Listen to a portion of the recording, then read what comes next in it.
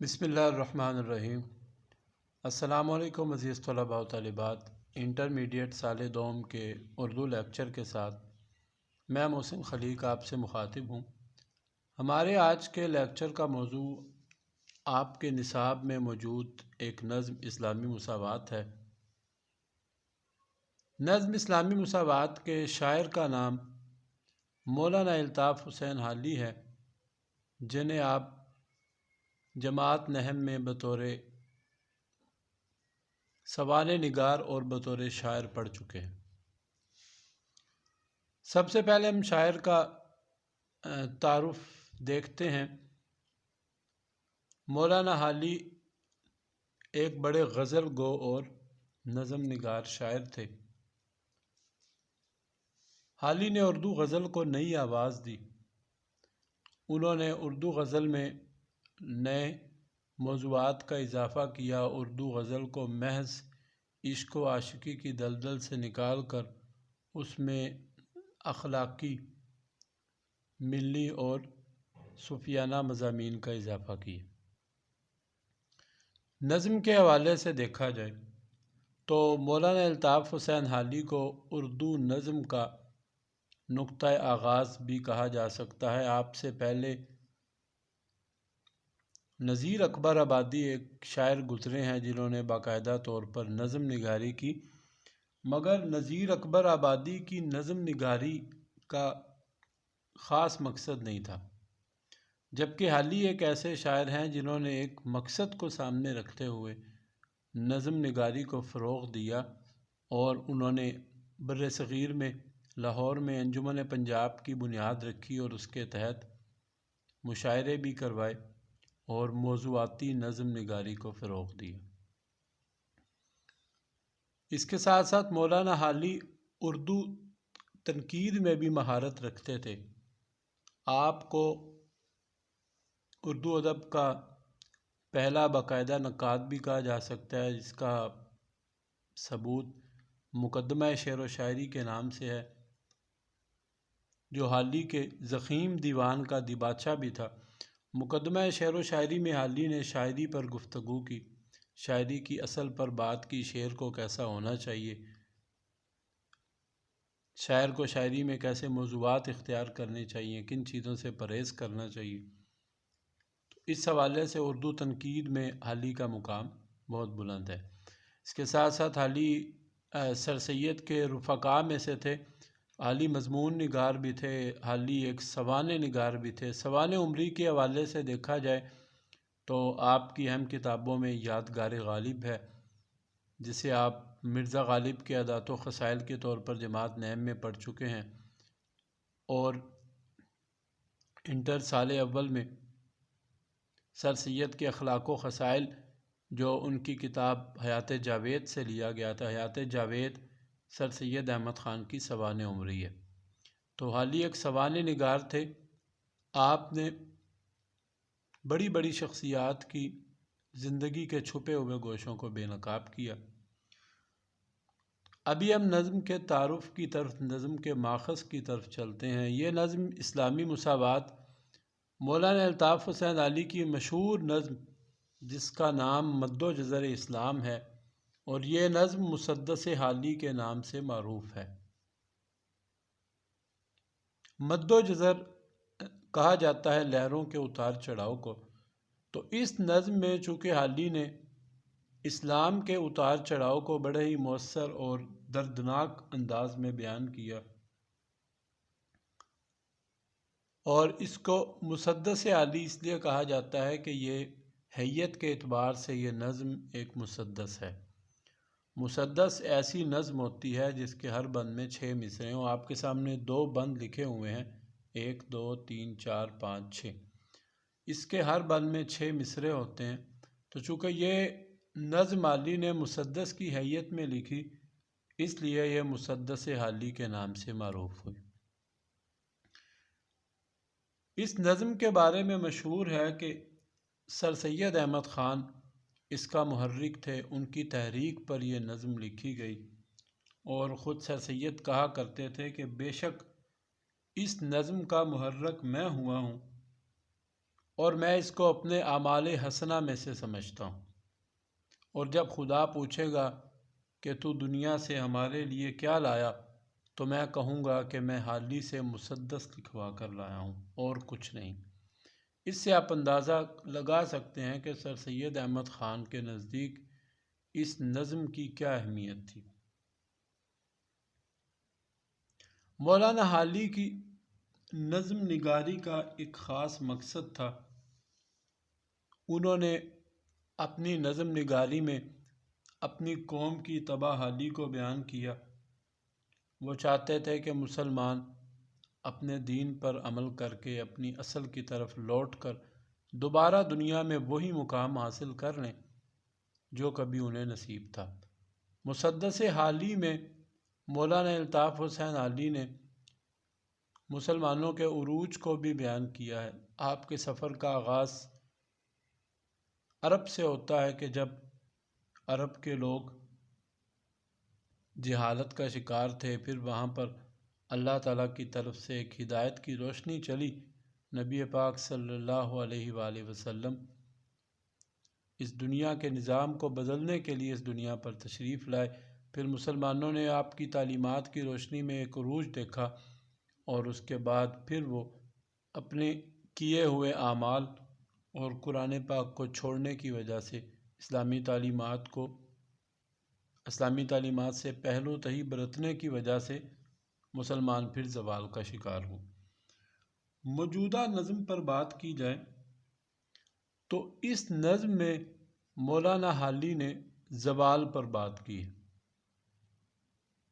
اس نظم میں جس زوال کا ذکر کیا گیا ہے وہ معاشرتی زوال ہے، کسی بھی قوم کا معاشرتی زوال۔ حالی اس نظم کے بند کا آغاز اس مصرعے سے ہوتا ہے: کسی قوم کا جب الٹتا ہے دفتر، تو ہوتے ہیں مسخ ان میں پہلے تونگر۔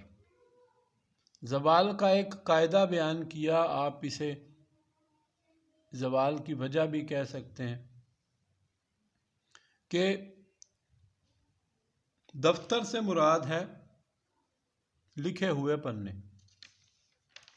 یہاں پر مراد ہے زوال آ جانا، اقتدار جاتے رہنا۔ اس نظم کی تشریح کرتے ہوئے آپ 1857 کے انقلاب اور اس کے بعد پیدا ہونے والی صورتحال کو بھی سامنے رکھیں گے کہ یہ وہ دور تھا جب انگریزوں کے نوازے جانے کی وجہ سے مسلمانوں میں ہی، ہندوستانیوں میں ہی ایک طبقہ ایسا تھا جو امراء کا طبقہ تھا، جو ایلیٹ کلاس کا طبقہ تھا، جن کے پاس انگریزوں کی دی ہوئی جاگیریں تھیں، جن کے پاس مال تھا، جن کے پاس پیسہ تھا،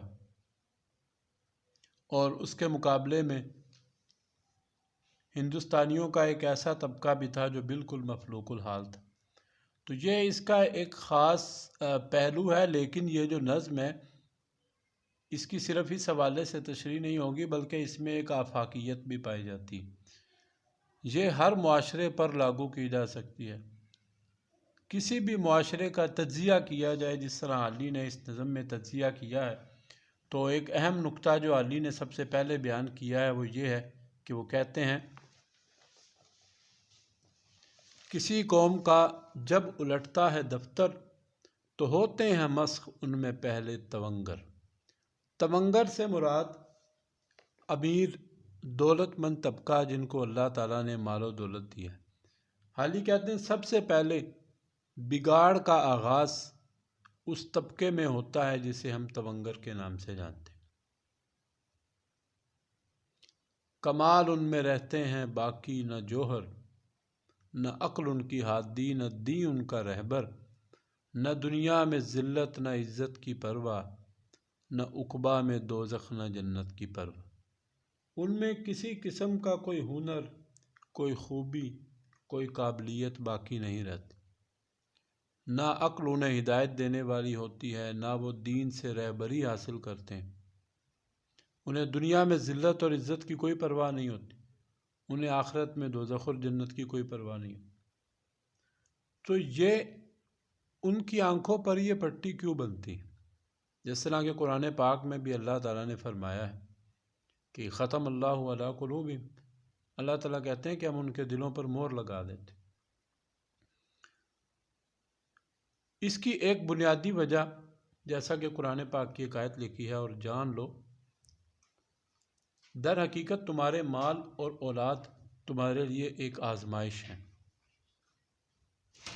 دنیا میں مال کا ہونا صرف اللہ تعالیٰ کے لیے، دنیا میں مال کا ہونا صرف اللہ تعالیٰ کی طرف سے ایک نعمت ہی نہیں ہوتی، بلکہ بسا اوقات یہ اللہ تعالیٰ کی طرف سے انسان کے لیے آزمائش بھی ہوتی ہے، تاکہ انسان کو پرکھا جائے کہ وہ اللہ تعالیٰ کی شکر ادائی کرتا ہے یا نہیں، وہ مخلوق کو عطا کرتا ہے یا نہیں، وہ اللہ تعالیٰ کی دی ہوئی دولت کا حق ادا کرتا ہے یا نہیں۔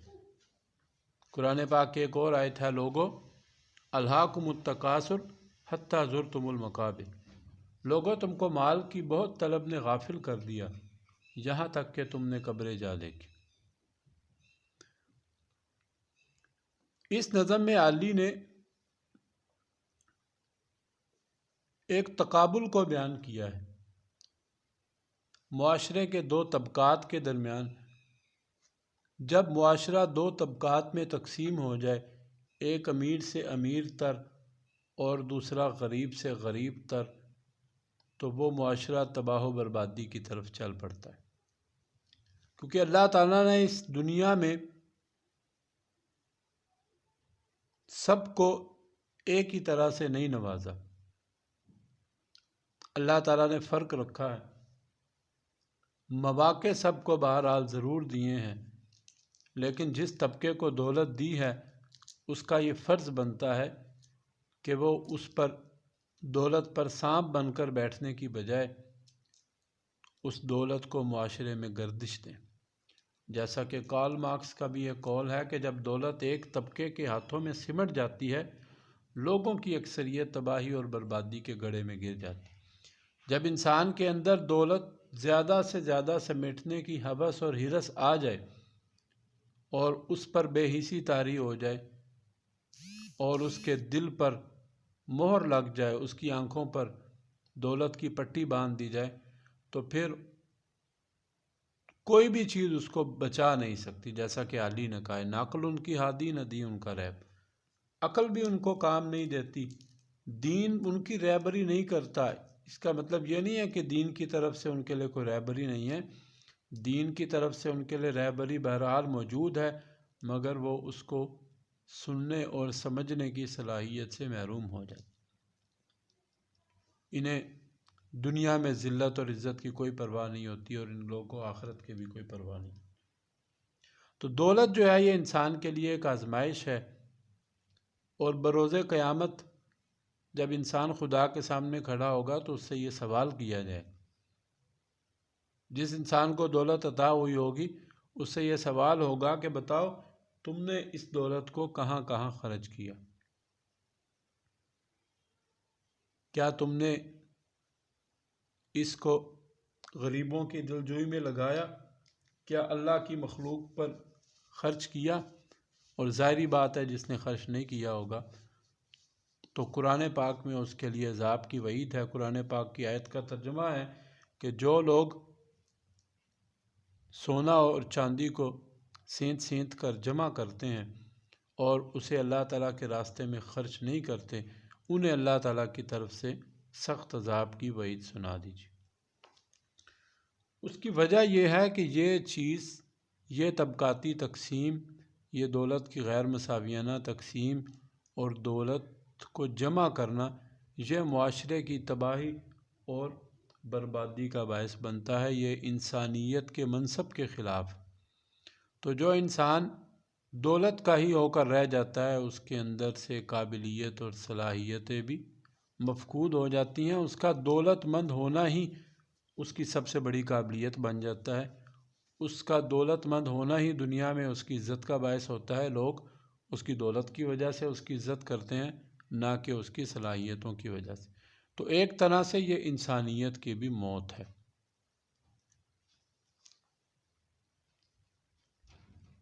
اگلا بند دیکھیے، علی کہتے ہیں، نہ مظلوم کی آہ و زاری سے ڈرنا، نہ مخلوق کے حال پر رحم کرنا، ہوا و ہوس میں خودی سے گزرنا، تعیش میں جینا نمائش پہ مرنا، سدا خواب غفلت میں بے ہوش رہنا، دم نزا تک خود فراموش رہنا۔ دولت کی پٹی آنکھوں پر باندھنے کی انہیں سزا بھی ملتی ہے۔ یہاں حالی نے ایسے طبقے سے تعلق رکھنے والے لوگوں کی بڑی خوب عکاسی کی ہے، بہت منظر کشی کی ہے، ان کی بے حسی کو بیان کیا ہے۔ وہ مظلوم کی آہوزاری سے نہیں ڈرتے، دولت ہونے کی وجہ سے وہ ظلم بھی کرتے ہیں، کیونکہ دولت کی وجہ سے ان کا دل سخت ہو چکا ہوتا ہے۔ جبکہ حدیث پاک میں ہے، یا حدیث پاک میں نے کوٹ کی ہے کہ مظلوم کی بد دعا سے بچو، کیونکہ اس میں خدا تک کوئی پردہ حائل نہیں ہوتا۔ یعنی مظلوم کی بد دعا جو ہے وہ براہ راست خدا کے عرش سے ٹکراتی ہے، مگر یہ لوگ اس قدر پتھر دل ہو چکے ہوتے ہیں کہ یہ مظلوم کی آہوزاری سے بھی نہیں ڈرتے۔ مفلوق الحال لوگوں کے حال پر یہ رحم نہیں کرتے، ان کے دل میں رحم نہیں ہوتا۔ حدیث پاک ہے کہ جو رحم نہیں کرتا اس پر رحم نہیں کیا جاتا۔ تو معاشرے کا ایک فرد ہونے کے ناطے جس شخص کے دل میں دوسروں کے بارے میں رحم نہیں ہے تو اللہ تعالیٰ بھی اس پر رحم نہیں کرے گا۔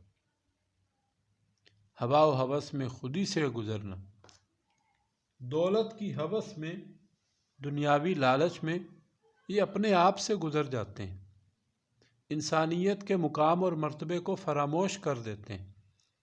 ان کی زندگی کا مقصد تعیش میں جینا ہوتا ہے، نمائش پر یہ مرتے ہیں۔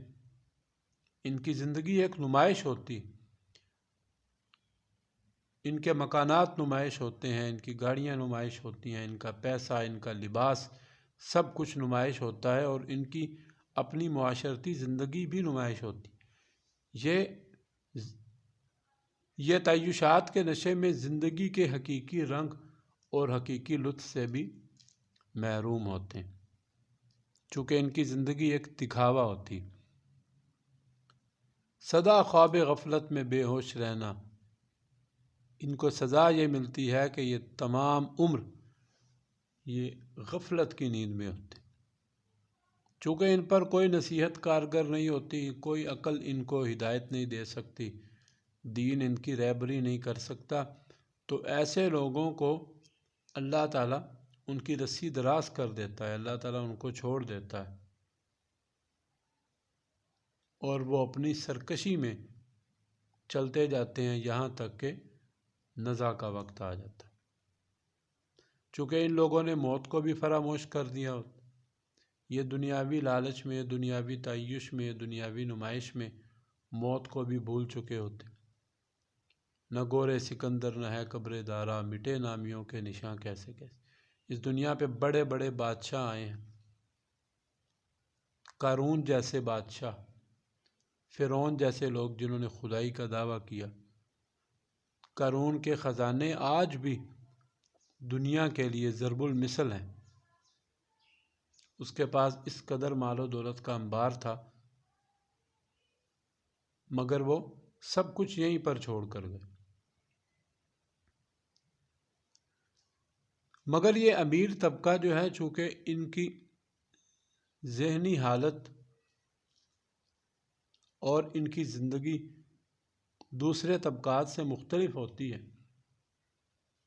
شاعر کہتے ہیں امیروں کا عالم نہ پوچھو کہ کیا ہے، خمیر ان کا اور ان کی طینت جدا ہے، سزاوار ہے ان کو جو نا سزا ہے، روا ہے انہیں جو کہ ناروا ہے۔ ناروا چیزیں بھی انہیں روا ہوتی ہیں، جو چیزیں معاشرے کے عام لوگ نہیں کر سکتے، ان پر اخلاقی قیود نافذ ہوتی ہیں، وہ امیر لوگ کرتے ہیں۔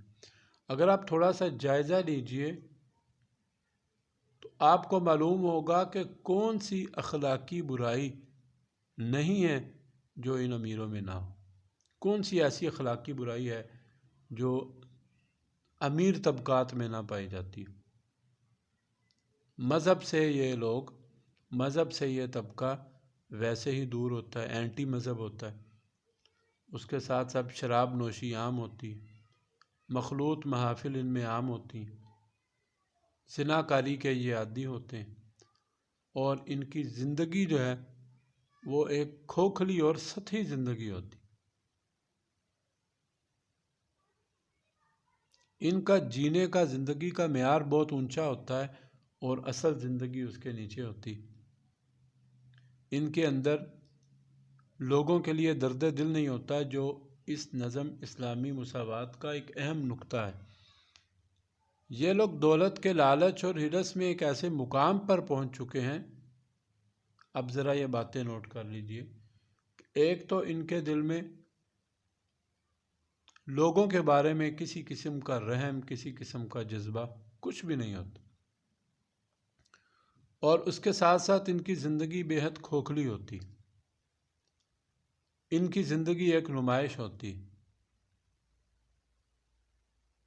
اور ان کو دنیا میں ذلت اور عزت کی کوئی پرواہ نہیں ہوتی۔ ان کو اپنی آخرت کی کوئی فکر نہیں ہوتی۔ تو یہ دولت جو ہے یہ آخر کار ان کے لیے ایک وبال بن جاتی۔ اب انسان کو اللہ تعالیٰ نے اس دنیا میں بھیجا ہے، درد دل کے واسطے پیدا کیا انسان کو، ورنہ اطاعت کے لیے کچھ کم نہ تھے کرو بھائی۔ انسان کو اس دنیا میں صرف عبادات کرنے کے لیے نہیں بھیجا گیا۔ انسان کو اس دنیا میں بھیجنے کا ایک مقصد ہے۔ معاشرتی حوالے سے ہم بات کریں، جو اللہ تعالیٰ نے اس دنیا میں معاشرے تخلیق کیے ہیں اور اس معاشروں میں مختلف طبقات بنائے ہیں، اور ان کو آپس میں ایک بائنڈنگ کی طرح اللہ تعالیٰ نے جوڑ دیا۔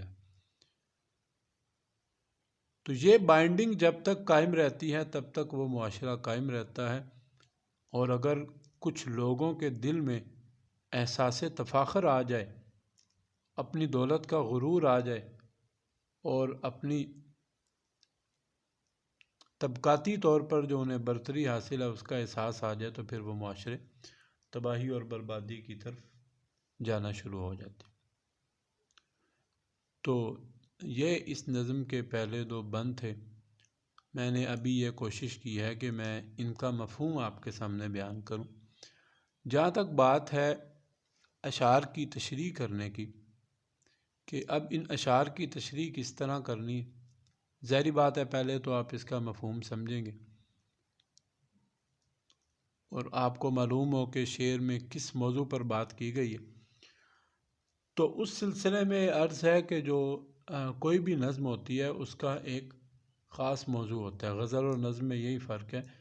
نظم کا ایک مکمل موضوع ہوتا ہے، یہ نظم بھی ایک مسلسل نظم ہے۔ اس میں علی نے بات شروع کی قوم کے زوال سے، اور اب وہ زوال کی وجوہات بیان کرتے ہوئے پہلی وجہ انہوں نے یہ بیان کی کہ معاشرے کا جو تونگر طبقہ ہوتا ہے اس کے اندر اخلاقی و مذہبی اور معاشرتی خرابیاں پیدا ہونی شروع ہوتی ہیں۔ اب وہ یہ خرابیاں بیان کر رہے ہیں۔ تو اشعار کی تشریح کرتے ہوئے آپ نے، اب ظاہری بات ہے جب آپ کو امتحان میں یہ شعر کی صورت میں آئے، یہ ہو سکتا ہے مثال کے طور پر کہ یہ دو شعر آ جائیں یہاں سے لے کر یہاں تک، یا ہو سکتا ہے یہ دو شعر آ جائیں، تو اوپر تلے شعر آئیں گے۔ تو ان اشعار میں جو نقطہ بیان کیا گیا ہے اس نقطے کو بیان کرنے کے ساتھ ساتھ آپ نے جو نظم کی بنیادی سوچ ہے آپ نے اس کو بھی ساتھ لے کر چلنا، اس پر بھی ہم انشاءاللہ بات کریں گے نیکسٹ لیکچرز میں۔ تو میں پہلے انشاءاللہ آپ کے سامنے یہ جو اس کے بند ہیں اس کی آپ کے سامنے تشریح کروں گا، اس کا مطلب بتاؤں گا، پھر انشاءاللہ ہم ایک ترتیب کے ساتھ اس کی تشریح پر بھی بات کریں گے۔ تو ہمارا آج کا لیکچر یہاں پر اختتام پذیر ہوتا ہے۔ اگر آپ کو اس لیکچر میں کسی بات کی سمجھ نہیں آئی، یا آپ سمجھتے ہیں کہ کوئی نقطہ بیان نہیں ہوا، یا آپ کو صحیح طرح سے وہ نقطہ کنوینس نہیں کر سکا، تو آپ ضرور اس کو بتا سکتے ہیں۔ انشاءاللہ اگلے لیکچر میں آپ سے پھر روبرو ہوں گے۔ السلام علیکم۔